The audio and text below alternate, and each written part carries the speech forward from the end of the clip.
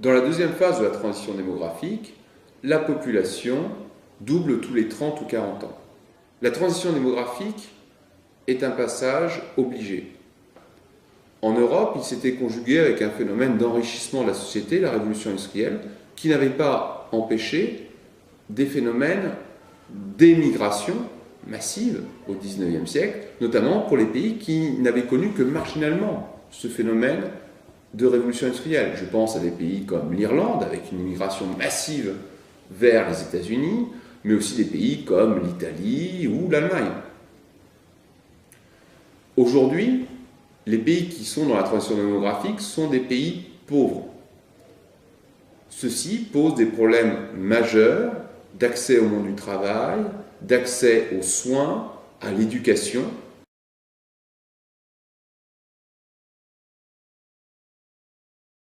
Aujourd'hui, ces pays connaissent une forte émigration, comme l'Europe au XIXe siècle.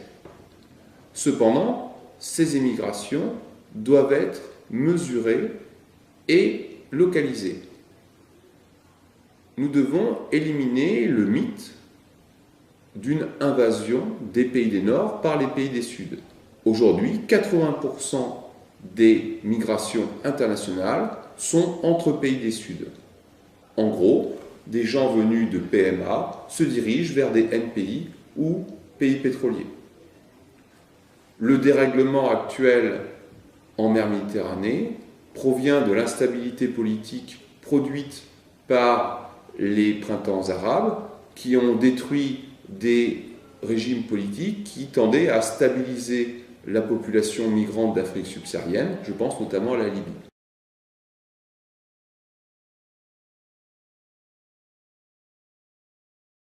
Cette situation pose un certain nombre de problèmes. Vieillissement de la population, manque de population active, notamment dans des secteurs soit très bassement qualifiés, avec tout un tas de métiers que la population ne veut plus faire, que ce soit dans les métiers agricoles, que ce soit dans les métiers du bâtiment, ou au contraire, manque de population active dans des secteurs très hautement qualifiés, manque de médecins, d'ingénieurs, d'informaticiens. Certains pays du Nord sont passés dans une phase, j'allais dire, post-transitoire. Le taux de natalité a baissé de façon si conséquente qu'il est inférieur au taux de mortalité. On ne parle plus d'accroissement naturel, mais de décroissance naturelle. Il s'agit de pays comme la Russie, l'Italie, la Hongrie. Ces pays se trouvent dans une situation dramatique. Pour stabiliser leur population et éviter un vieillissement accéléré, l'immigration est une nécessité. Dans des sociétés européennes où se développe de façon massive la xénophobie, cette question devra être un jour posée.